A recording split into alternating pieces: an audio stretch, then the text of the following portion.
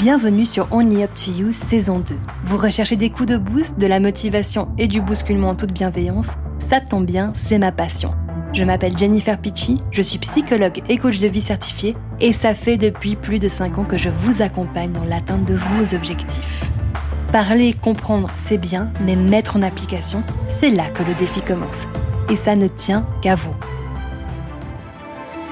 Et bonjour à tous et j'espère que vous êtes prêts et prêtes pour ce nouvel épisode qui va aborder un sujet qui me passionne, c'est celui de l'énergie, votre énergie vitale, et c'est un des piliers de mon nouveau programme Game Changer que j'ai passé plus d'une année à étudier et à mettre en place et qui s'adresse à toutes les personnes qui ont envie de passer à la prochaine étape de leur vie, qui ont des ambitions, des projets et qui ont envie d'augmenter et d'optimiser leur performance physique, mentale, tout en augmentant et en gardant une qualité de vie. Alors, cette énergie vitale, il vous est sûrement arrivé de rencontrer peut-être une personne que, quand vous êtes en face d'elle, vous dites « Waouh, purée, c'est fou, elle a une vitalité, elle est dynamique, elle rayonne vraiment quelque chose. Comment elle fait ?» Eh bien, vous savez quoi? On est tous capables d'avoir cette énergie-là. D'ailleurs, je dirais que c'est notre état naturel. Par contre, ce qui se passe, c'est qu'à travers différents processus, que ce soit dans nos habitudes quotidiennes, mais aussi au niveau de la société, comment l'on se conforme, il y a un petit peu ce côté où on rentre dans une routine, plan-plan, qui est assez confortable, mais qui ne vous nourrit pas.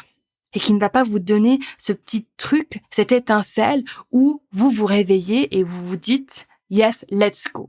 Il y a déjà cet aspect-là. L'autre aspect, c'est que on nous enseigne pas nécessairement comment cultiver cette énergie, la générer et la maintenir. Souvent, ce qu'on dit, et c'est là où ce qui est hyper important, c'est de faire attention aux mots que l'on utilise. On dit « j'ai de l'énergie, je ne l'ai pas ». Et moi, quelque chose qui m'a vraiment aidé, c'est de commencer à me poser la question, comment est-ce que je peux générer plus d'énergie? Que ça vient de moi.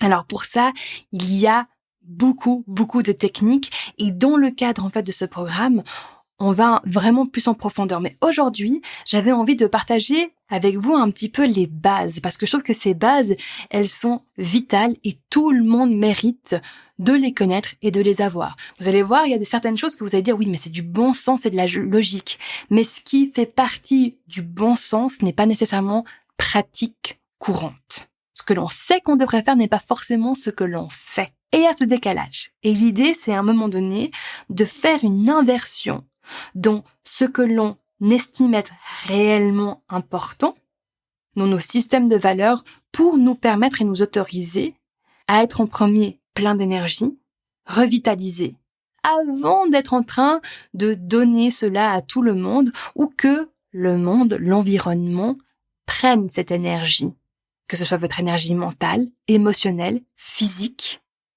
sans nécessairement que vous ayez donné la permission à cela.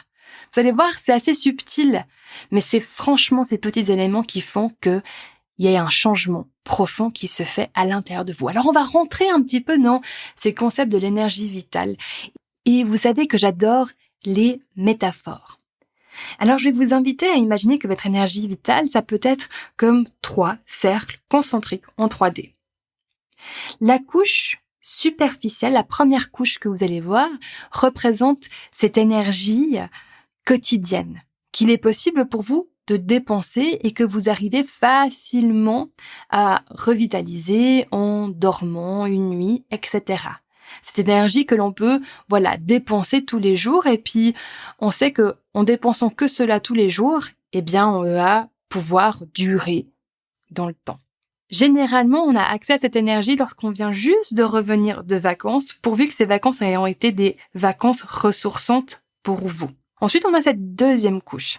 Cette deuxième couche, c'est cette énergie qui est un petit peu plus profonde. Il va nous permettre justement de donner un effort soutenu. Maintenant, beaucoup d'étudiants, par exemple, sont en train de taper dans cette énergie-là.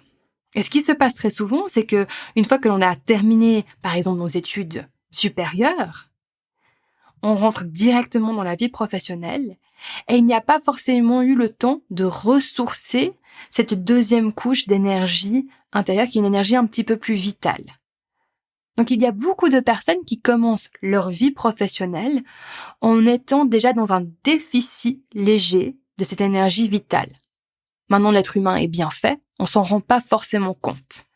Ce qu'on se rend compte, c'est que sur les années, peut-être qu'on fatigue un petit peu plus et on n'arrive pas à faire autant comme on le faisait avant. Peut-être que vous allez remarquer que votre endurance mentale ou physique diminue. Votre capacité à vous concentrer. La vitalité, le dynamisme en général, le matin en vous levant. Et le truc où c'est très très subtil et presque pervers, c'est que dans la société, on va vous dire encore « Oui, mais bon, c'est normal, t'es en train de prendre l'âge. Ah, t'as plus 20 ans. » Mais moi, je vous invite à challenger cette croyance. Ce n'est pas parce que c'est normal pour beaucoup de gens que c'est nécessairement la normalité que vous avez envie de vivre. Donc, quand on est déjà en train de taper dans ce deuxième noyau, pour soi, on est en train de peut-être créer à l'intérieur une sorte de tension où l'on va être en train de se dire « Allez, je tiens, je résiste, j'y vais, voilà. » Ok ? Et on peut rester sur ce deuxième noyau à taper dans cette couche-là pendant des années. C'est des choses qui peuvent se passer sur des années, des décennies même. Généralement, le profil, c'est que vers les 40, 50 ans, on a en face de soi une personne qui est un peu cramée. Où on peut, si vous êtes sensible à cela, on peut vraiment sentir que, voilà, la personne, elle tire sur la corde depuis un moment, mais elle tient encore. Et beaucoup de personnes font un choix de maintenir un niveau d'énergie comme cela sur leur long terme, toute leur carrière, parce qu'elles se disent que c'est ce qui est normal, que c'est comme ça que ça doit être. Alors, à nouveau, dans le développement personnel, l'idée, ce n'est pas seulement d'acquérir plein de connaissances théoriques, c'est aussi d'oser se poser des questions fondamentales et importantes et faire des choix. Ce qui est normal pour les autres, est-ce que vous avez envie que ce soit votre normalité à vous? Et si la réponse est non, il va falloir commencer à se challenger. Vous voulez avoir des vrais changements dans votre vie? Il va falloir commencer à se challenger. Et ça va être inconfortable. Parce que ça va venir toucher des choses profondes. Quand on est en train de vraiment toucher des croyances que vous avez à l'intérieur de vous, il y a une réaction qui se fait, c'est normal. S'il y a aucune réaction qui est en train de se faire pour vous, pas en train d'aller assez profondément, je suis désolée, peut-être que vous avez envie de vous dire « Ah non, je veux juste un développement personnel qui est vraiment dans les couicouis, et puis les petites bubules, et puis les paillettes, et puis les machins, puis on est au pays des licornes. » Ok, vous voulez ça, arrêtez ce podcast tout de suite. C'est pas ma couleur. J'ai essayé de faire ça, c'est pas là où j'ai eu les résultats. Et c'est pas là non plus où mes clients, ils ont leurs vrais résultats.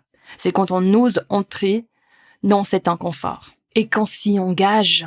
Et l'engagement, c'est est-ce que je fais quelque chose très régulièrement, tous les jours?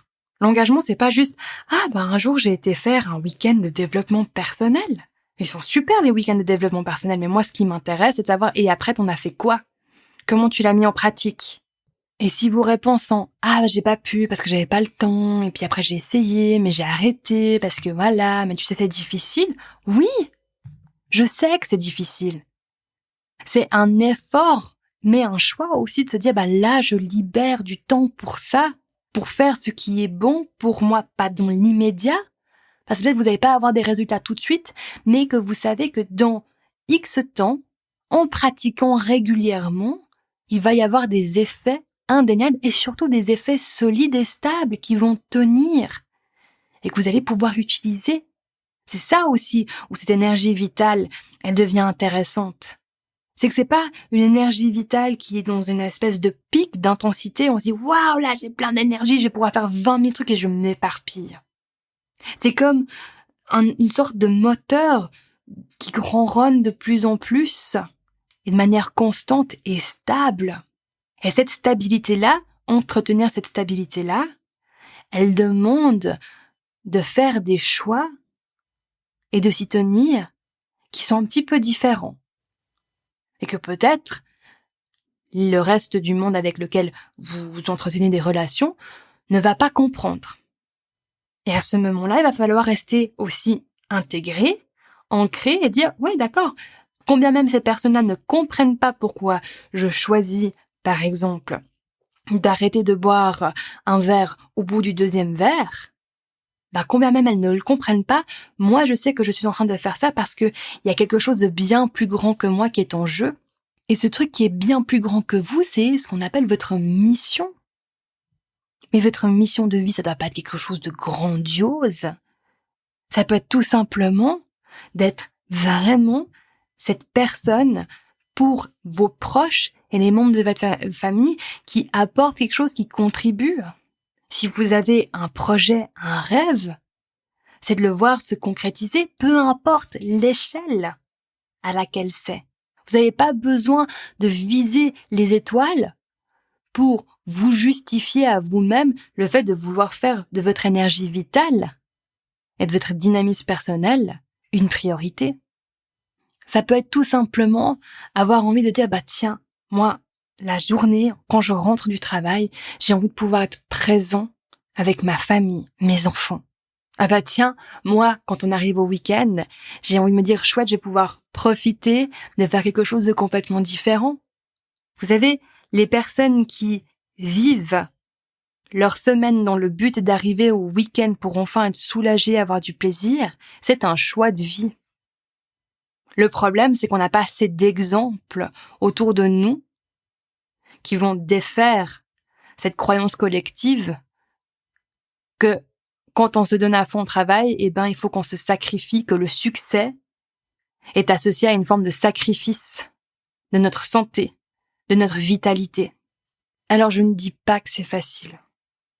À mon sens, c'est un des trucs les plus compliqués à faire dans le développement personnel, c'est de définir de nouvelles règles personnelles et de s'y tenir et d'y être stable, peu importe ce qui se passe autour dans notre environnement et dans notre contexte. Parce qu'à la fin, on reste humain.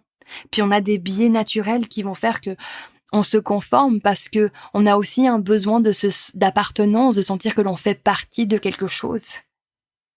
Et donc c'est pour ça que ce développement personnel-là, c'est quelque chose qui se pratique sur le long terme. C'est petit à petit, c'est des micro-ajustements qui nous permettent de transitionner tout doucement sur autre chose. Vous savez, moi j'ai une tendance à m'épuiser, à en faire trop, à aller trop loin, à aller taper justement dans cette troisième couche que je vais expliquer maintenant, qui est cette couche centrale, ce noyau central, où là vous avez vraiment toute votre énergie vitale, et quand on commence à taper là-dedans, on est en train d'aller dans les réserves des réserves et de s'épuiser. On risque vraiment l'épuisement.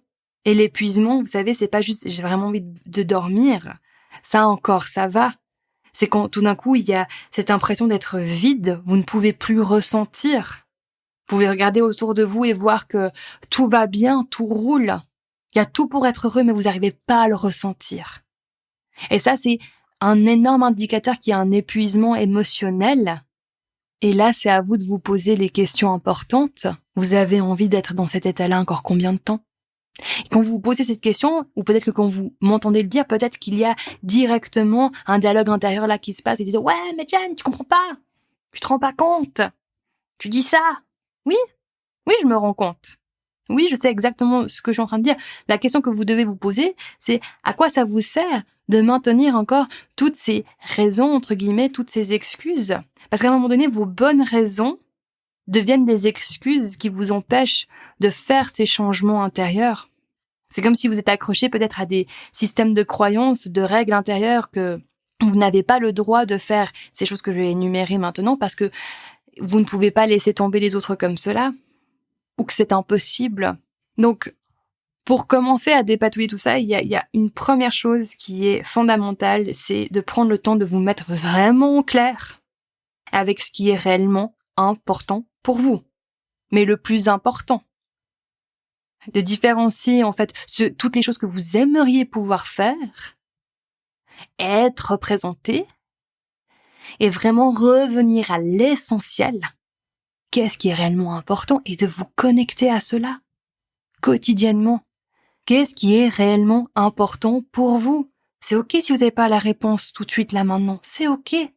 Peut-être que ça va vous prendre des jours, des semaines, des mois pour le découvrir, faire émerger cela. Et c'est primordial de se poser régulièrement cette question et de faire ce check-in avec soi. Parce que la vie, elle évolue. Puis peut-être vos missions aussi, elles évoluent. Peut-être que vous avez plusieurs missions et que vous allez avoir plusieurs missions dans votre vie. Peut-être qu'à un moment donné, votre mission, c'est de prendre soin de votre famille, de vos enfants. Ou bien peut-être que votre mission là, c'est de finir vos études. Ou bien peut-être que plus tard, votre mission, c'est de pouvoir partager un maximum de choses avec vos proches. Peut-être qu'après, par la suite, votre mission, c'est d'enfin faire une activité que vous avez toujours eu envie de faire et là, de vous autoriser à vous donner les moyens de le réaliser. De réaliser un projet, un rêve, qu'il soit petit, très personnel ou plus grand. Parfois, on s'épuise à se dire que on n'a pas un but final assez lointain, assez grand et donc à quoi ça sert. Mais regardez sur des étapes de temps peut-être plus petits, plus là dans le moment présent. Et qu'est-ce que je peux faire aujourd'hui et demain pour avancer un petit peu plus vers cela? D'accord? Donc je vous laisse avec ça pour cette première partie sur l'énergie. Et vraiment, ce avec quoi j'ai envie que vous partiez, c'est cette notion qu'il y a différentes couches d'énergie et à vous de choisir en fait et de prendre conscience quand vous êtes en train de taper sur la couche superficielle, sur la couche moyenne ou bien sur le centre, le noyau central. Et la deuxième chose qui est hyper importante, c'est cette clarté. Vous mettre au clair avec ce qui est réellement important pour vous, là. Et ce qui est réellement important pour vous, en fait, ça devient votre mission. Et du coup, lorsque vous vous connectez à cela, vous êtes du coup beaucoup plus créative sur comment le réaliser concrètement à travers des actions. Trop souvent, on se dit, ma mission, ça doit être une action. Non. Allez dans ce processus intérieur, où on est plus sur des ressentis, des sensations, des émotions. Parce que les émotions, c'est de l'énergie, en mouvement. Et c'est à vous de choisir quelles sont les émotions et les ressentis et l'énergie que vous avez envie de ressentir et de remplir non seulement votre être, mais vos journées. Donc, mettez-vous au clair avec cela. Je vous dis à la semaine prochaine. Je me réjouis de cette deuxième partie sur l'énergie. Et je vous souhaite une très belle semaine. Merci pour votre écoute. Et si cet épisode vous a parlé, a déclenché quelque chose à l'intérieur de vous, faites-moi une faveur, partagez-le avec un maximum de personnes pour qu'un maximum de personnes puissent en profiter aussi. À tout bientôt. Hey, n'oubliez pas de vous abonner à la chaîne et à la newsletter pour être tenu au courant des nouveautés.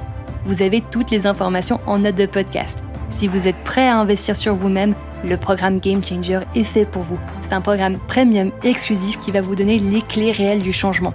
Rappelez-vous, c'est à propos de ce que vous faites, pas de ce que vous auriez souhaité faire.